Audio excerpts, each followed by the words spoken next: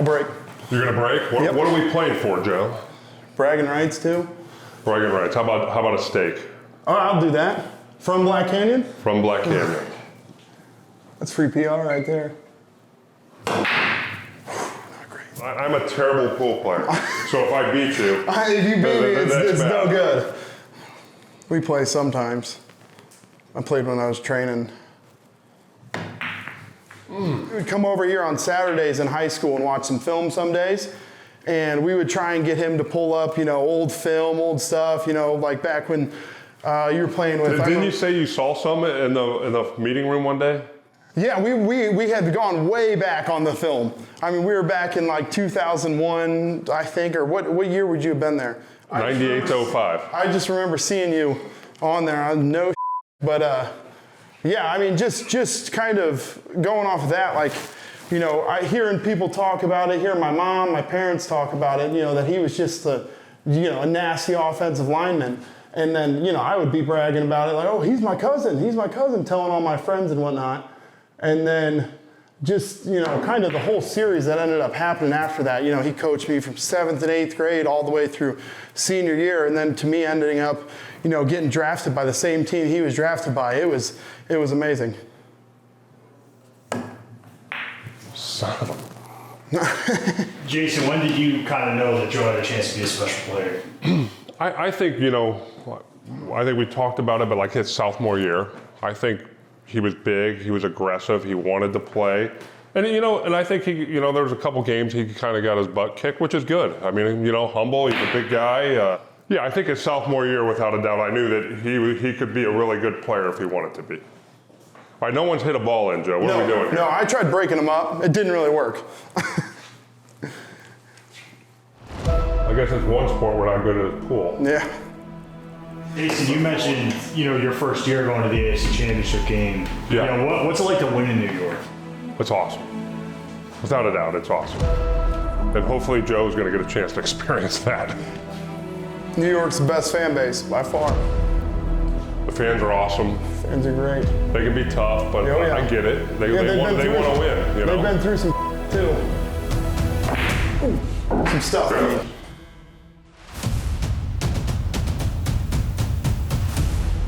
The way I would describe Joe is Joe was the type of player who knew at all times that he was the best player on the field, but he never acted like he knew he was the best player. He's nicknamed Big Joe. I think that started in grade school. Just big size, athletic. What was the mindset in that huddle? We had an award for most pancakes. Well, we don't even have that award anymore. Nobody will ever come so close to it. Wherever you're at in Fort Wayne, you're gonna see or know a Tippmann. I think like 25% of our roster were Tippmanns. What are some of your favorite stories of Joe as a He was more gentle off the field, but when football started, he was very aggressive.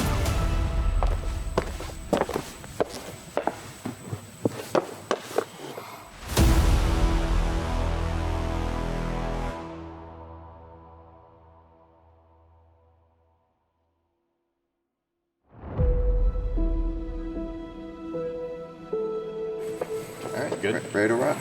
Sweet. Good, Sarah? Yep. All right, Joe. Starting off, I'm just going to give you this book. I wanted to see if you could react to it. So, yeah.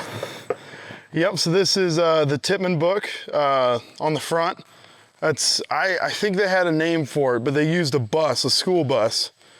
So my grandpa, he had 15 brothers and sisters. So this is all of them here lined up down the whole bus. I don't know if you can see it on the camera or not. And actually, something that first comes to mind, I'm pretty sure, it could just be a family lie, but I guess it would be my great aunts were the first triplets ever safely or successfully born in Indiana. Don't fact check me on it, but this book is about a large, happy family. The large was intentional and the happy is a gift. Like other families, this family has had many struggles both internally and externally. The internal struggles are resolved by understanding and forgiveness, the external by effort and perseverance. There are many other families that apply these same principles, and they are too happy and successful. All families are unique, and unique feature about this family is the security and protection it enjoys year after year. Well, yeah, there's many of them. These people are not the only thing. They're not the only thing, but they're my everything. These people are not the only ones. They're not the only ones, but they're the only ones for me. It's hard to put it all into words. It's a tremendous blessing to the entire city, actually. I think Tippmann's synonymous with Fort Wayne. My father came from a family of 16. They grew up on State Street here in town, and just a very poor family, but a very religious Catholic family. Each of those families have actually had anywhere from 6 to 12 kids each. So I married a Tippmann. My 4 boys were cousins with Joe, and then turning left here onto Flutter, this is where the main stretch of my family and cousins are. Tippmann family is a great family. They've had a huge impact on our community. we'll own a lot of businesses, a lot of entrepreneurial, self-made. Right now our roster, of 100, we're usually between 120, 150 players. We're at about a third of our team is a Tippmann. We had a family reunion, a Tippmann family reunion in Fort Wayne, where we had to rent out a whole park in downtown Fort Wayne just because I think we had somewhere over 1,000 people were there. This Tippmann family has grown up to about, I think my first cousins, I have 115 of us. I'm free to be a clown, and I'm free to hang around. These people, they're black and white and green. They're always in between the places in my heart.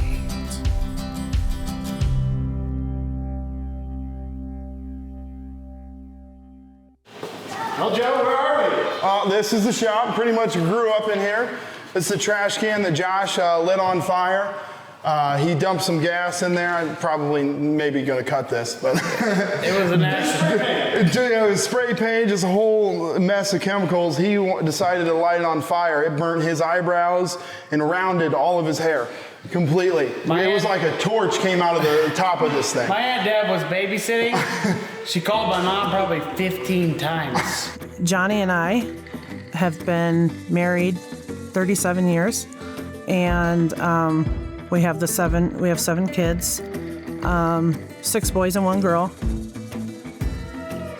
Coming from, I have 4 older brothers. Coming from, underneath them, it was never something like we actually talked about, like toughness, hard work. But, it was something that they always kept me honest about. Made sure, you were always doing your aspect of work. Not just slacking off, because then they were the ones that had to pay for it. So.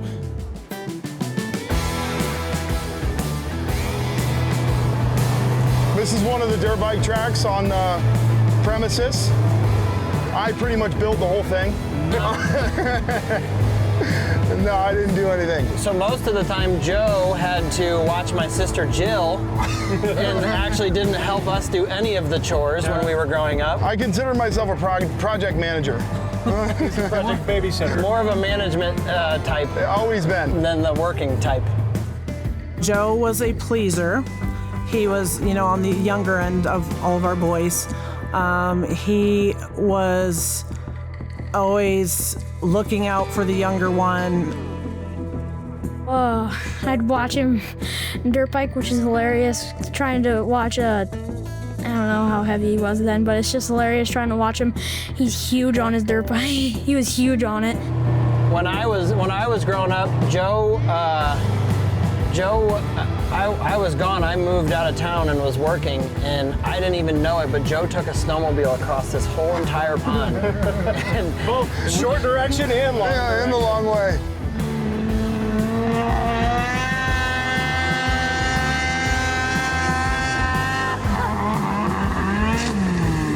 he was always bigger, so everybody thought he was older. So he took a lot of crap from the older brothers, but he could dish it out too. And then as he got older, bigger, stronger, they were like, nah, we can't take him anymore. Man, he got strong. When he showed up in 5th grade, he was different in that he was about a foot taller than everybody on the team.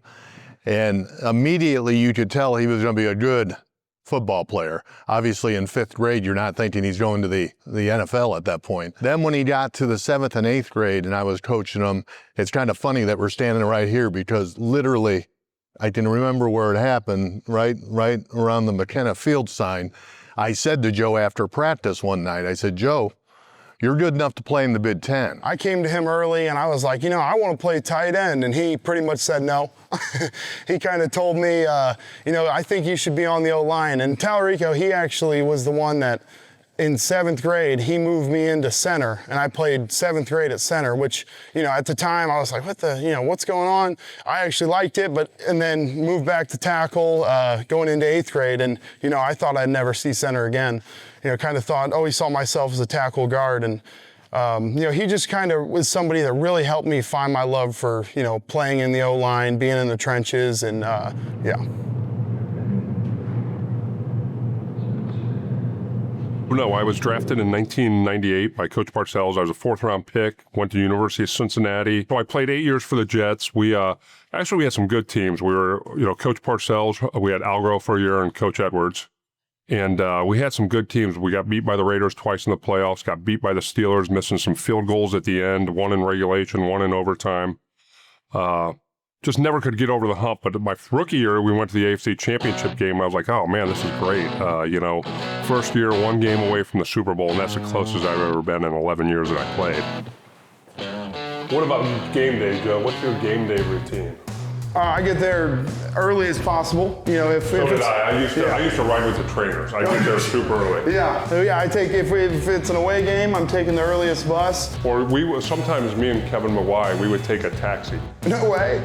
Yeah, before the early bus, because sometimes the trainers would go too early for a 1 o'clock game. Yeah. So we would take a taxi. Jason could see that he had the ability to go to the next level. He was somebody that was there for me, starting at a young age, kind of, again, somebody who just kind of instilled that O-line toughness in me. I think Jason saw, a lot of himself and going through high school and getting to be that next size. I mean, it's definitely something, what Jason did is something I want to emulate. And, a lot of stuff throughout my career, I've always looked up to Jason, as, went from calling him coach to actually being able to call him Jason. But, see, now I'm picking him up. Now he's kicking my ass. Nothing better than if he won a Super Bowl there. That'd be great. So, all right, so SAC, where we always met. Yeah. Then we got the St. Philomena. Were we doing St. Philomena blessing? I think we were. I think so. So St. Philomena blessing, and then, so Spirit Tree. So the story behind this is, so you can see the building there. When they added that gymnasium, the principal at the time, Fred Tone, was a long time, he's a Hall of Fame coach, principal. They were gonna have to take the Spirit Tree out, and he said, well, you're gonna have to change the blueprints. So they actually had to change the building so they could maintain the Spirit Tree. So in the 80s, another school in town basically chopped it down. And we just kept, so what we do is we say a prayer here at the end of every practice and end of every game. And there's a little chant that goes along with it. And the seniors are the only ones that can touch the tree. And then they go remember around. Discipline on that. Yeah. So Joe probably broke that rule. And then, so now part of it is, we used to load buses, and we were telling Joe, so now we all come out, we kneel, pray, and then our captains, we have the team flag, American flag, our church flag, and we have a tradition chain that has all of the success taped on by the different links, and then it's numerical, single file, out to the stadium. We've won five, I believe, 5 state championships. I was a player for 2 of them. I coached for 2 of them, and then we won one in, I think, '83. Tonight, we gotta decide if we want to be good or we want to be legendary.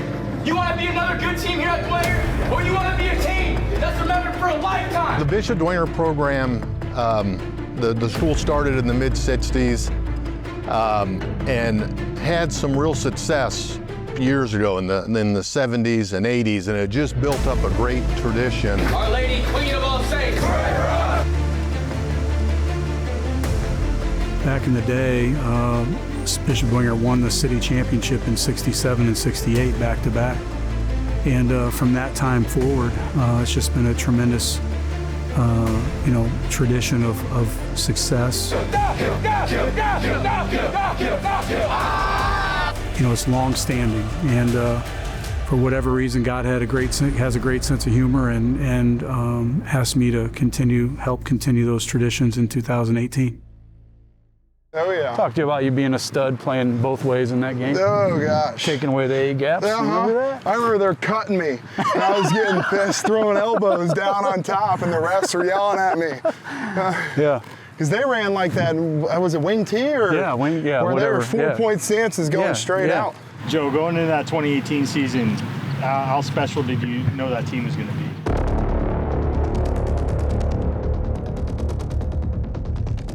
Once he got hired in high school, I remember immediately just being like, he came out, he addressed us, he gave everybody a nail. For whatever reason, I was inspired. I got a big, 10-inch nail, and I got a nail for all the players, and it was just a symbol of what I believed, was going to be the beginning of our relationship. I think from the beginning, we had a really good offensive line, and I think, I'm obviously biased, but I think if you're going to go anywhere, you got to have a good offense and defensive line. I think they won in the trenches, and I think we had a right guard that was pretty nasty too, Joe Henry. So I was pretty confident. But you got to get lucky too. It's the playoffs are 6 games, and you got to get lucky. Good evening, football fans, and welcome to sectional championship football here on Redeemer Radio, broadcasting live from Wayne High School. Tonight it is the Bishop Dwenger Saints taking on the Wayne Generals. But coming into that game, we knew they had Craig Young, Darius Alexander. Darius actually just got drafted by the Giants this year's draft. But we knew they had some guys, and we knew they had talent because we'd already played them before. So coming into the game, we knew it was going to be a battle. And then, of course, with that, the story of that whole season was, the elements. It was raining. The whole field was, mud bogged out.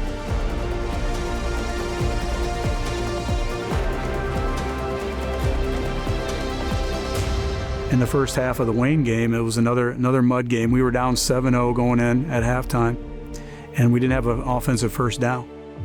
And so when we got in there, we knew it was going to be a tough game. It wasn't long we were in there, and Joe said, Coach, when you're done, me and the captains want to talk to the team. And I said, you know what?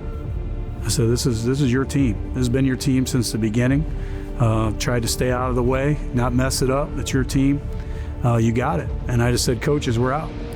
And we left. I want to hear this story. To be honest, I don't even remember what was said. How do you remember it? I don't even remember what was said. I mean, there's probably a bunch of words that I can't say. I can block out the mic. A bunch of words that I can't say, but I know it was probably, from what I remember, all 4 of us captains kind of taking our own opportunities just to say, what we wanted to accomplish, and that the game was not over, that we kind of still had the opportunity to keep going, keep this wasn't going to be the end of our season right there. I don't know what was said behind closed doors, but I know when we came out, we marched it down, scored, and as the story goes, we won that game 14-13. But just the resilience of that team, it was the guys playing for each other, not just playing for themselves.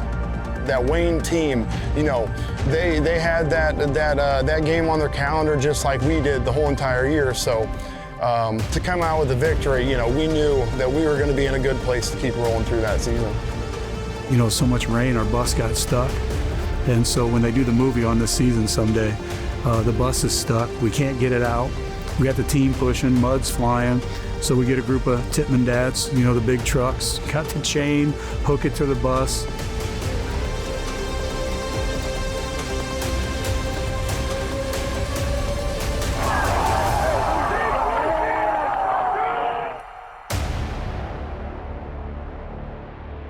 One of your uncles, Steve, hooked up to his dually truck, and we pulled that thing out of there with everybody pushing. It's on video somewhere. It's going to be part of the movie someday. Yeah, we're going to have to throw it in on there. I don't even know who's got that film. So set the scene for the state championship, as a historic game at Lucas Oil Stadium. We load up the buses, everybody's there for us, cheering us on, and we're like, my first thought is like, this couldn't be more perfect, But we have our mass, and then we're loading the buses, heading down, and we get about 20 miles into the trip, and the second bus basically just shuts down. About halfway to Indianapolis, there's a rest area. So we were close enough to that. We said, well, we'll just wait at you. We're going to pull off in the rest area. We had to make some major adjustments. Mind you, we're supposed to play at 3:30. So we had a plan to stop in Indy. We were going to practice. I had some alumni sign. They were going to come along and give a kind of a motivational speech, guys from the 1983 state team. So we had to adjust. They were willing to drive back up to the rest area. And I still, every time I drive past that rest stop, it still, brings back those memories. In the lobby area of the rest area, these guys are giving the motivational speech that they were going to give in Indy. We literally load the bus, and it's like 1:30. We got an hour to get to the stadium.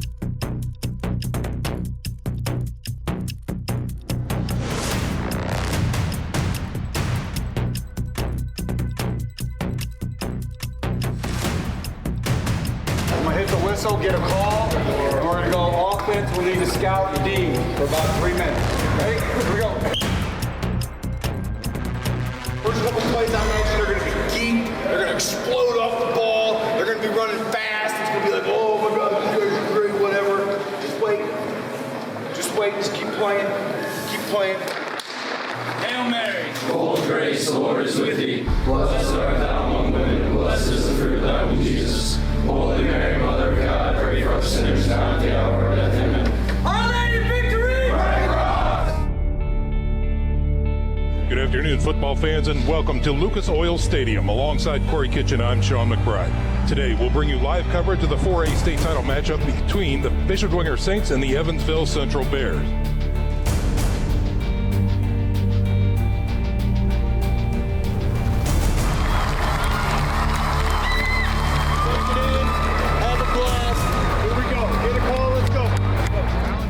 It was the type of game that you were standing the entire game. Championship game was like no other. We knew it was going to be a fight.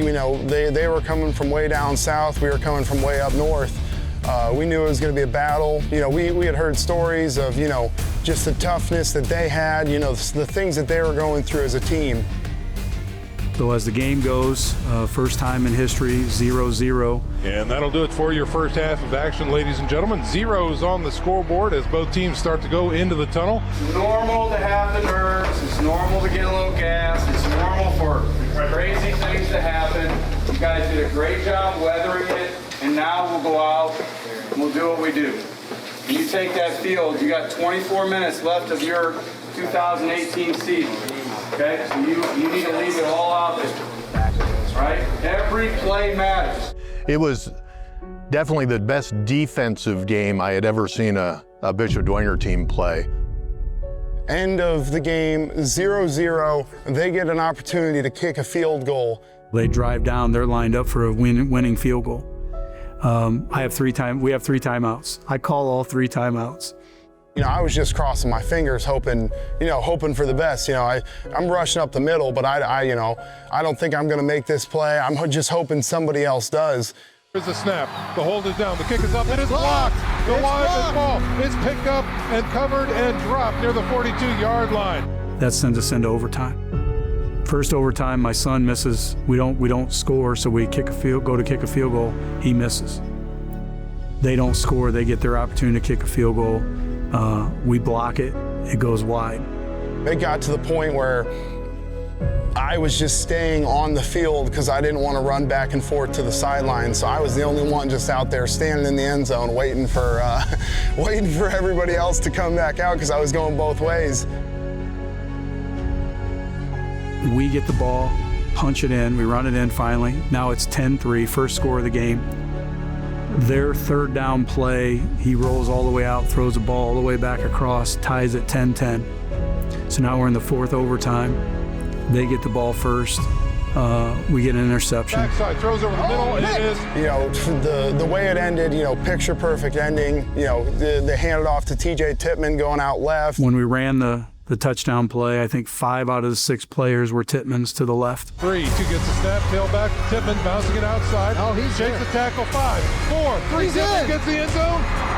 Touchdown! They talk the touchdown. TJ Tippmann. Saints win. It was just, you know, a surreal experience. You know, as soon as that happened, I remember, you know, I think I was on my knees throwing my hands up, and then I got up and ran over to the sideline. Whole team was storming that sideline, and it was just, you know, such a great feeling of accomplishment being able to do that with all my brothers. I mean, it was just crazy in the stands. He was so tired, and he said, "Mom, I don't think I could have taken one more step." He didn't even go over. He couldn't even make it over hardly to the celebration. He said, "Because I couldn't go anymore." It was just an exclamation point on a very special season, and couldn't have been happier for guys like Joe and TJ, our captains and our seniors, for all that we had been through in that season.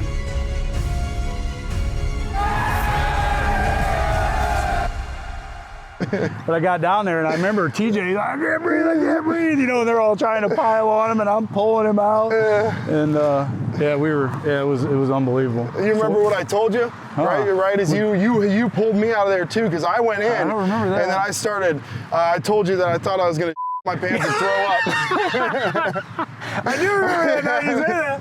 That's what we're looking for in young men here, to emulate what Joe was able to emulate there, whatever it takes, you know, whatever the team needs. And, you know, there's a story, I'll share this, maybe it just comes into my mind about, you know, just who Joe is, and in that selflessness and who he was in our building, you know, the more than football piece. We had a young freshman manager, and he was nicknamed Big Red. Love him. He's about 6'3", 6'4", never played football. So I was having a manager meeting a couple weeks into the season just to check on our guys and how they're doing, and, you know, just what they need from me. And we're having the meeting, and at the time, we're sitting around on buckets because the stadium was not built yet. And we're in an old shed, and we're sitting around, and this young manager says, "Coach." I said, "Yeah, what do you need?" And he says, "Well, you know who the nicest guy on the team is?" I said, "No, who's the nicest guy on the team?" He said, "Joe Tippmann." I said, "Well, that's great to hear." I said, "Why is he the nicest guy? I mean, how do you even see him? You're a friend, you know." He's like, "Coach, nobody sits by me at lunch." He goes, "I don't know anybody." He goes, "I'm sitting at lunch the other day. Joe comes over, sits by me. He goes, now everybody's sitting with me." He goes, everybody's talking to me now. You know, and it's like when your best player is also one of your, you know, best young men, or arguably your best young man off the field, you got, you know, back to the question earlier, you got something special. And that's what we had in Joe. Hi, everybody. I'm Gus Johnson along with the quarterback, Joel Klatt, from Camp Randall Stadium here in Madison, Wisconsin. We're ready to jump around, folks. Really, Wisconsin was the school that was really first on him and stayed on him the whole time. If Joe was loyal to them, and I think they were loyal to them. At Wisconsin, I think at that time when I was getting there, I think they were on the cover of Sports Illustrated, where they had all the fat guys looking down at, I think it was a plate of food or something. You know, there's a history of tradition of going to the league. When you go to Wisconsin and the culture there, specifically with offensive line, you all just know kind of what you're a part of. Just a history of toughness in the O-line room there. And, you know, I knew that going into there, and that was definitely something that played a big factor in why I chose where I chose. First of all, Wisconsin's always going to be good. They have very good players. They have a really good history with them. And you got to say, okay, we got to run this play tomorrow. First thing you got to tell them is everyone is going to step with the play side foot. Everything about Joe, I think he really fit into that group up there of the offensive line. Blue-collar guys, work hard. You know, and it's kind of the hotbed for offensive linemen that go to the NFL, if you think about how many they put through. Cleveland Browns select left tackle Joe Thomas, Wisconsin. So I think it was a perfect fit for Joe. Just such a great history of just, you know, O-linemen just being tough-ass dudes, you know, wanting to be the ones that go to the next level. And it's not because of, you know, their build or anything. It's because of the work they put in while at the University of Wisconsin. Tip is just always were impressed with and thought that he had really good ability and liked that his kind of where he's young, but like his football understanding, and thought that a really good spot for him would be center. I came in as a freshman at Wisconsin. I was playing tackle and guard. And then I'm coming into my second camp. So I went through that camp. I would do 2 days at left tackle, 2 days at left guard, 2 days at center, 2 days at right guard, 2 days at right tackle, and then back down. And that's what I did the whole entire camp. And that was kind of the first time I was really like, okay, this center, I know what's going on here. I just got to get these snaps down. The one thing about Joe is he wanted to play, and it didn't really matter where they were going to put him. The thing about Joe is just he is so physical, and he loves to dominate. Joe has always been one of the most physical or strongest kids, just trying to fit in and find your role. And I always told him, man, just keep your mouth closed, and you'll figure it out and fit in. And you kind of see him take those steps needed in growing, right? And he's still got a ton of stuff to continue to do, but I think takes the coaching points and wants to apply them, and that part's been fun to watch. I just had a great group of people around me that were able to help me kind of make my early steps, to becoming a great center at that position. Tippmann is an impressive run blocker with incredible foot quickness and flash that allows for him to consistently help set up lanes for big-time plays. What a run! Touchdown, Wisconsin! I think one thing about Joe is, you can tell the kids really love football. And I played with a lot of guys that played football but didn't love it. I think in Joe's case, he really loved it, put in the time, and it meant something to him. And you put all of those things together, and you get a starting center that I think's ready day one. When we look back and say, you always question whether did he make the right move going to Wisconsin? And he had learned so much from the Wisconsin coaches and the techniques for playing line and for building his size and skills. I think this was the right decision for him to get to the level he's at now. The NFL draft is set for this Thursday, Friday, and Saturday, and one guy sure to hear his name called this year, Joe Tippmann to my left, the Bishop Dwenger grad and former Wisconsin Badger. And Joe, man, you scroll through all the mock drafts and all that stuff online. You see yourself projected most places as a second or third rounder. When you go through that and see your name, how do you process that? What do you think when you see your name being posted up there in those mock drafts? I mean, it's definitely a weird feeling, but at the same time, it's kind of what I've kind of culminated my whole life for, and it's been my dream since I was a kid. Yeah, we had, I think, 150, 200 people here and outside. It was crazy. Well, it was one hell of a party, I'll tell you that. A lot of us coaches, Coach Talarico that had been there with him in grade school, Coach Fabini, myself. There's Coach Wharton, guys that have been a part of his journey. We're all blessed to be a part of it, and it kind of all came to fruition. And it was so great last night. Let's do it again. Night 2 of the 2023 NFL Draft rounds 2 and 3 are on the air once again. The draft, it's nuts. It's an awesome thing, but also at the same time, it's such a crazy feeling. You don't know where you're going to be, that next day, or if you're not going to get picked at all, just to be kind of on the edge of my seat the whole time. But I guess I didn't have any real clue where I was going to go. I knew the teams that liked me, knew the teams that wanted to pick me. I didn't know the Jets were one of them. I think now when you look at offensive line, the tackle board's been pretty much wiped out. So I'm looking at the interior board, and that's where you have Joe Tippmann, you have Cody Mauch from North Dakota State, Osiris Torrance, and then again, John Michael Schmitz. I have all those guys in my top 50 players. Well, I was playing wiffle ball because I didn't know it had started yet. And then I came in here after I was done. Everyone was telling me to be quiet. I was like, but why? Joe's on the phone. I was like, oh, okay. All right, so we're going to get this pick.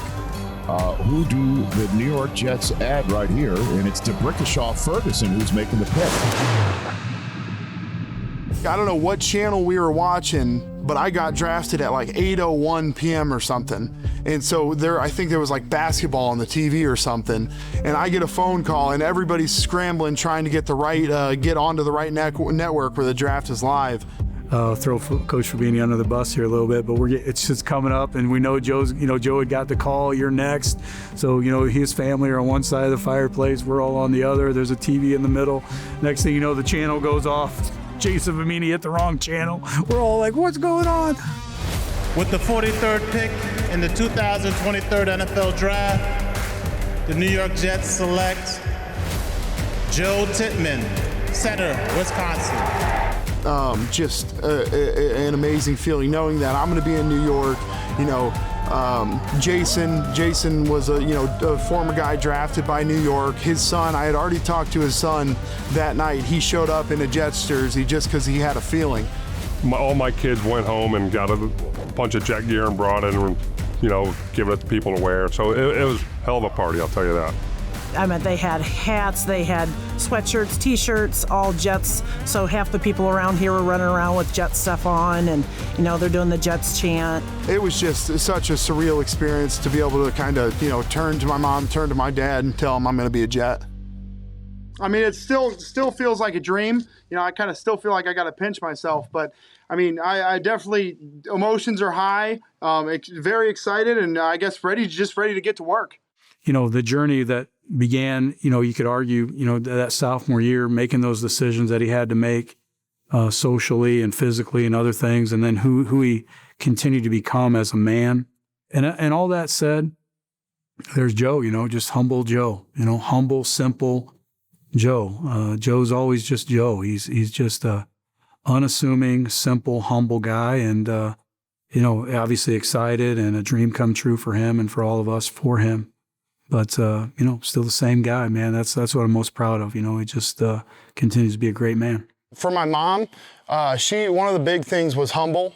She always wanted me to be humble, stay humble. That kind of came from my grandpa or her dad. But she would always tell me, before games, before I was going on recruiting visits, just, humble and kind, kind of Tim McGraw song. What did you learn from him from a young age? What were some of the things he taught you? Staying humble. I think aside from all the football accolades and awards and scholarships and things, what Joe is most remembered for and will continue to be remembered for, and I think which expands the legacy. You can be a great football player and go do things. When you're a man who walks into this building and the teachers, everybody's racing to see Joe, the players and the managers and all the lives that he touched. I think that's the legacy. The more than football legacy is who he is as a young man, and that's a testimony to, his grandparents, his parents, his family, and how he was raised. Oh, we're so proud of him. He's had a goal from very young, and I'm sorry. I think there's also a lot of people, there's obviously our direct family that's, super proud of what Joe's able to accomplish, but we have a lot of cousins, 500 plus in Fort Wayne, and we hear oh, I love seeing Tippmann on Sunday on the back of the jersey because you see Joe every single time. Having the Tippmann name on my back, there's just such a sense of pride. I have all these, older cousins, older family members, aunts and uncles that, you can tell they have a sense of pride in when I take the field. Every Sunday, I get tagged in an Instagram story or something, and it's, 5 or 6 little kids wearing Tippmann 66 jerseys. Just knowing that, it's not only me that's got this strong sense of pride in having my name on the back of a jersey, but also everybody else. This book is about a large, happy family. The large was intentional, and the happy is a gift.